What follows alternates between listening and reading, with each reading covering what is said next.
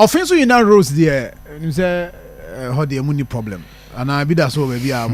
Ina. I mean Ina. Sir John.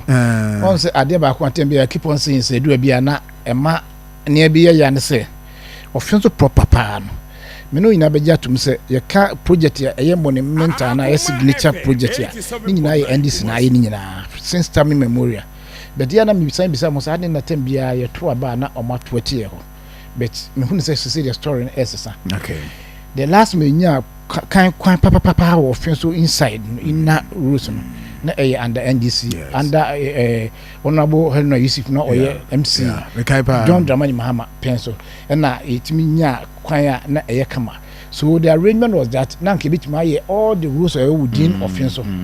na fofia ntoata na lose power. So na enim sa man yo sem continuous process na enim say ka NPP bo beto as be just see no na surprisingly no on be dey hu ye no so motutu gates bebre mo ye so mo ya kwan but at the end of the day no beba say gates no motu du ko do Offinso so ofa amowi ura o time before yinsu ya eko nyina o mo try so mo kwan be asat na intimi nye afini ya fight ya contractor no ya my science be che say obeba ababe Offinso amowi kwan no okay the fa MP ni fie ni mo so fa o time be fa yinsu ya ababe roma aha za kwan ni nyina no o mo make attempt so mo yi tutu so e be wura ahena MPT MP amowi if you name kwan ni na so and za kwan be P O town yes za kwan be P O town na former MC no so te no the point in the O town former MC no O town proper ura ura ayensu Johnson ura ayensu kwan na fa edi ura ayensu yes kwa reverence school no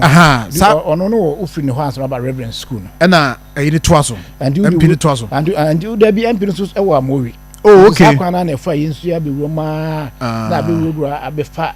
kokote okay na afa masse boase konza be sa kwan no ayekan the free O town cover reverence on our can e kwa akọ pie MPP anim ewura makọ na mo aha enna mpese me nti kwa akọ pie mo nti abogu so na ye chippings om de kogu so now the car fast so futuro fita onam so bro sa o se ade na esi o sa kwa no arosem we say 8 years now better so de omtimi ye ma Offinso na me hu sa kwa yes but we are working around the clock to ensure say ye be no proper asphalt nti yegusu a ye toto nema the way yesi hu science no possible say bibia be as say NDC tem be be develop for mine in terms of